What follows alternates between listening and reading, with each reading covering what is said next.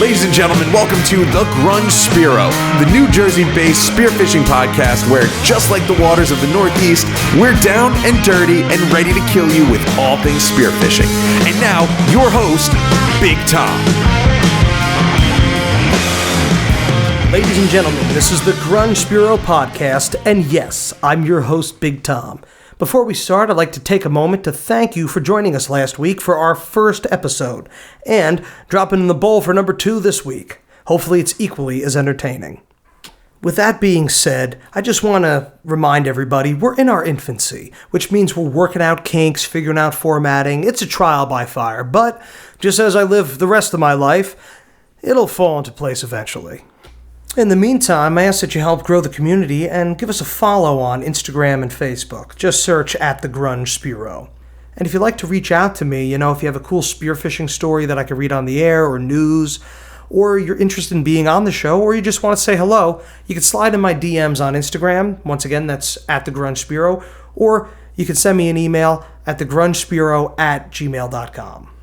Now, moving past all that crap, I got a pretty interesting episode for you, especially if you're a beginner. I want to get into some gear and how you could start tomorrow, But if you haven't gotten the hint, I'm a big man. So before we hop on the main course, we're ordering an appetizer. I got some news, good and bad, for you. Now, in case you're joining us for the first time and my Danny DeVito kind of sounding accent went over your head, I'm from New Jersey, which means a great deal of what I'm going to talk about is going to involve the northeastern United States.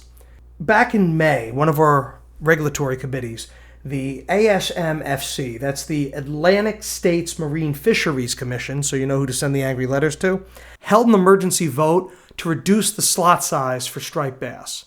Now, for the uninitiated, slot limits mean a keeper fish has to be between X and Y amount of inches. For example, last year, if you wanted to keep a striped bass, it had to be between 28 and 38 inches. That's a 10-inch range.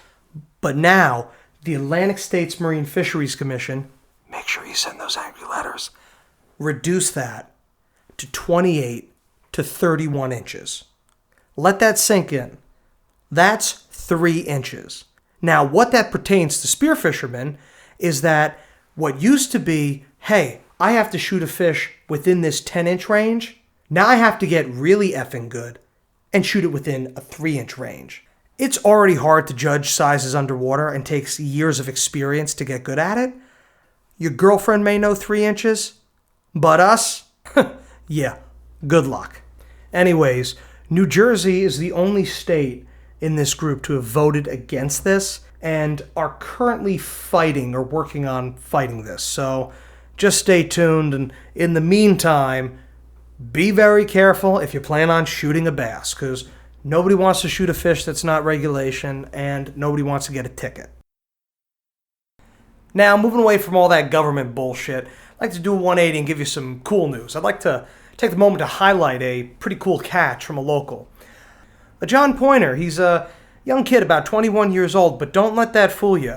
He's a very accomplished rod and reel fisherman. You could find him pulling in beautiful bass and bluefish between Cape May and Sandy Hook.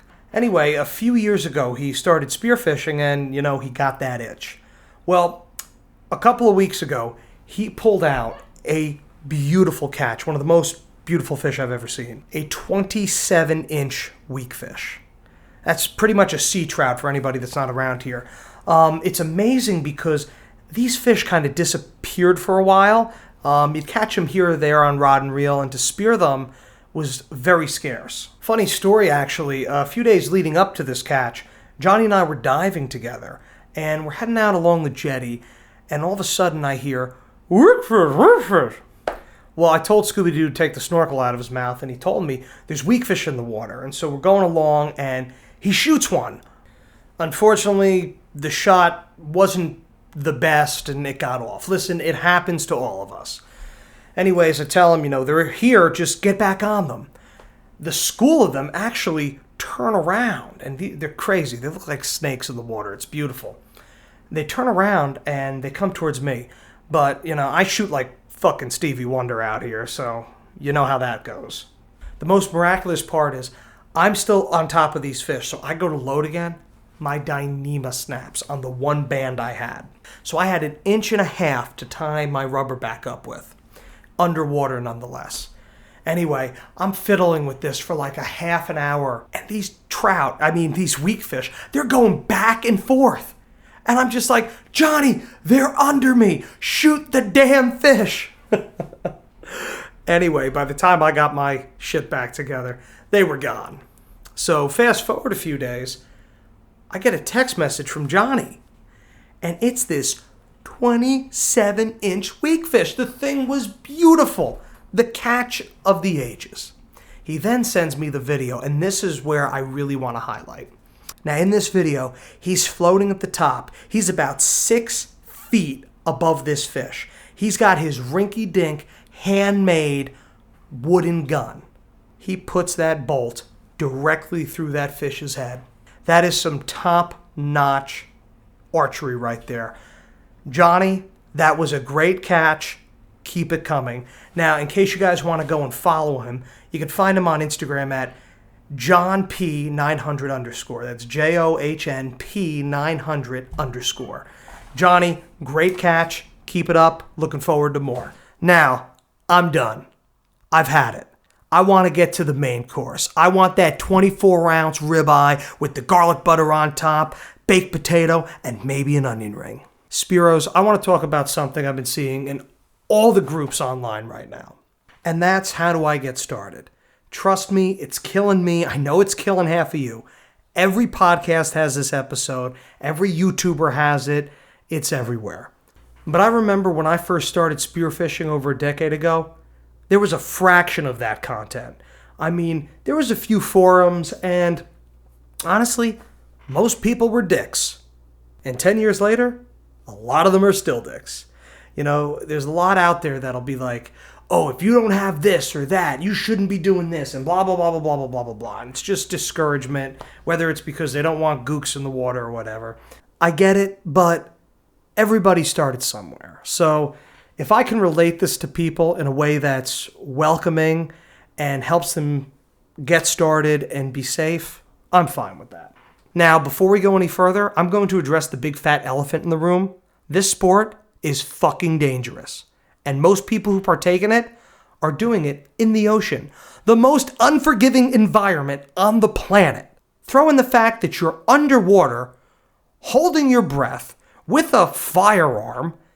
This is a setup for failure. Now, I'm not here to teach you how to get longer breath holds and all that stuff. No, I'm not qualified for that. That's not my thing. Hell, all I do is hold my breath to practice. I'm here to tell you, you have to be safe. You have to be comfortable in the water. It takes time. This takes time. So do not rush anything.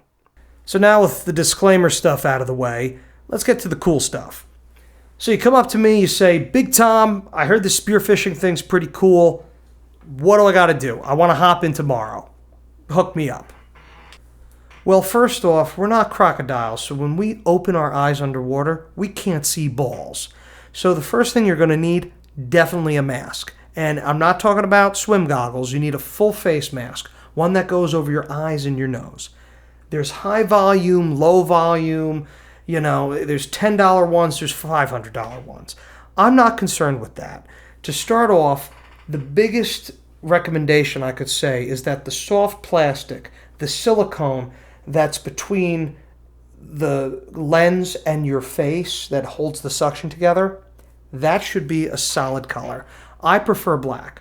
A lot of the less expensive ones you'd find, like if you're going to like a convenience store and getting like their summer special, a lot of them are clear. And what happens if that skirt is clear, there's going to be a lot of refraction from light, and it's going to cause a lot of distraction. Refraction, distraction. Sorry.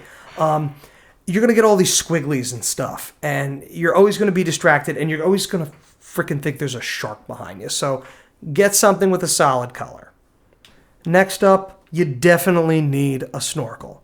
This allows us to float at the top and breathe without having to constantly turn your head and all that stuff. I mean, it's pretty self-explanatory, but then again, it's 2023. As with everything on this list, there's a million different types of snorkels you can find out there, varying in price, but honestly, $15 freediving snorkel. It's just a tube, works just fine. There is also ones with purge valves and floats. Freedivers, freediving spearfishermen don't really use that. May be good for beginners. That's your comfort level, so you see what you like. But I'd say $15, get a little freediving one. Okay, this next one, this is a doozy. Pay the frick attention. You need a float and a flag. You need to be able to signal to mariners and other people in the water that, hey, I'm diving, stay the hell away from me. Now, you want to make sure your float has a flag that sticks out of it that people could see from 360 degrees. That's usually in most diving regulations. Just be minded that different places you dive may have different size requirements on that flag.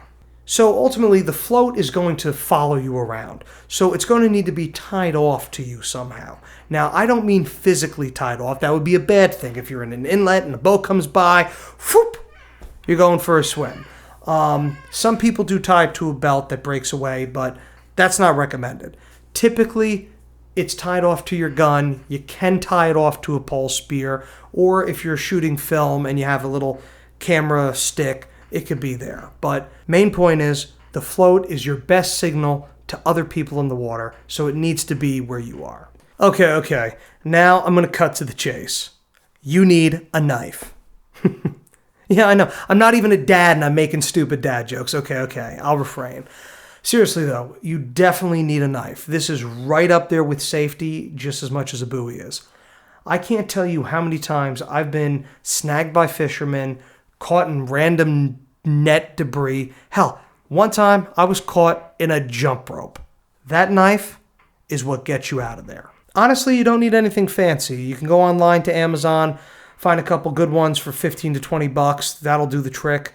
I am a fan of having one side a straight edge and one side serrated. I've just found that works better for me. Also, something to keep in mind, you need to be able to access your knife with both hands.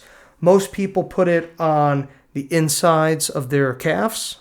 I personally don't do that because I have very big, muscular, sexy, Arnold Schwarzenegger type calves. So I have mine on my belt, which I could reach with both hands, and I have one in my pocket on my wetsuit. But yeah, just remember you want to be able to access it with both hands. So most of them online come with like straps that you put around your calves or your hamstring. But yeah, wrapping up knives, once again, you do not need anything expensive to get started. You just want to have something that's meant for diving, and more than anything, to reiterate, you want to be able to reach it with both hands. If you want to put two on you, even better. All right. Moving down the list, definitely recommend a wetsuit. And of all the pieces of gear we're talking about today, wetsuits truly come down to your preference. What you need to know right now is that there's different thicknesses. Thicker the suit, the warmer you are. There's also ones made for spearfishing that have loading pads and there's camo, but honestly, it's what you can afford and what you're comfortable with. I mean, hell, to be fully transparent with you guys, I've been using surf suits most of my life. It wasn't until the past few years that I extended into the winter, really pushed the limits of my seasons, that I moved on to like warmer suits and stuff. But I'm also 6'1", 300 pounds. I'm always at the gym. I got a lot of muscle on me. It takes a lot to cool me down. Either way, you can't deny there's a safety factor when wearing a suit. So even in the summer, there's value to having one. You're rubbing up against rocks, you're touching slimy things, and even the warmth factor. The more comfortable you are, the better you're going to perform, the better your breath holds are going to be, the more calm you're going to be. So if you can go out and find one within your budget, definitely grab one. Okay, you guys have been doing good. We're getting through this. I got a few more for you. We're almost done. Next up on the list, you need fins. Now, I'm not going to go all personal trainer and give you a National Academy of Sports Medicine's definition of the oxygen requirements for the body. But in short, we need oxygen for everything we do. Hence why we have to breathe. With that being said, flippers, don't ever call them fucking flippers. I called them flippers. Don't say that. You'll get ripped on. Fins allow us underwater to produce more thrust with expending less energy, which means less oxygen use. And for a sport that requires you to hold your breath, that's a very good thing. It's probably a good time to mention that although we're concerned with diving down most of the time, a lot of the area that we're in, we're diving beaches, we're diving jetties off the beaches, we're diving rivers. There's moving water. You know, when there's a current that you need to get out of, the fins, they're a must. Think of it as a smart car versus a crotch rocket. If there's an accident ahead that you have to speed out of, the motorcycle has more torque and acceleration, so you're able to zip out of there with greater ability than the smart car. That's exactly what fins do. All right, we got 2 more. We are closer to the end than the slot limit on a striped bass in New Jersey. You see what I did there? Brought it back around, just like Seinfeld. Anyway, I didn't want to add this next one on the list, but I think it's good just to put it out there. Weights and weight belts. Now, hopping in day 1, depending on the time of year, you know, you don't really need it, but the point is, the more buoyant you are, like somebody like me, I have a higher body fat percentage than most. I'm going to be more buoyant. The thicker of a suit you wear, the more buoyant you're going to be. Weights help negate that extra buoyancy, and they will assist you to get to the bottom. You don't want to be sinking. You kind of just want to be floating with light kicks, but once again, I'm not giving you any specifics. Go to your dive shop. That's out of my wheelhouse. They are helpful. Once again, right away, you probably don't need them if you're just hopping in a bathing suit. With that being said, the weight belt to get, if you are going to use them, get one that has a quick release. They have ones with buckles. No. You want one with a quick release. If something happens, you or a buddy can pull it and the thing just falls off. Not too expensive, within $20, $30 range. So that's all I'm going to talk about weights. Once again, for more information, dive shops and professionals like that. All right, before we get to the big kahuna, I have an honorable mention, and I promise it's not because I forgot about it. But you want a pair of gloves. You want something with a little tack. You can get the dipped garden gloves. I've seen a bazillion ones out there. You just want something covering your hand. Whatever's in your budget to start off with. All right, you guys made it. The last on our list. Let's have a drum roll. Spear guns. Yeah, baby. Yeah. Now, here's the plot twist. I don't want you getting a spear gun. I want to take you back to the most basic, the most primal form of hunting. A stick with a point on it. Now, I probably lost half of you, but for those who've stuck with it, you're probably cursing at me, but I want you to invest in a pole spear. Essentially, it's a stick with an elastic band, a surgical tube on the back of it, and a point on the front. Now, they vary in price from $30 all the way up to the hundreds, depending on the material, but the concept is the same. You put your hand through the surgical tubing, and you draw it back like a bow, and then you hold it towards the front by the tip. Then, when you see a fish, you let go, and it goes whoosh. And if you're lucky, you hit a fish. Now, besides the safety element of getting comfortable in the water and not having a loaded gun, a pole spear will make you a better hunter. You may not catch the biggest glorious fish, but it teaches you how to triangulate. It teaches you how to approach fish. When you have to get closer to something to hit it, you have to learn, how do I make myself look smaller? What is the best way to navigate the situation? The pole spear gives you that discipline. So if you were just starting, there is nothing else I would ever recommend than a pole spear. Thank you for listening to the Grunge Spearo. You can find us on the internet on all social platforms at the Grunge Spearo, wherever you get your podcasts.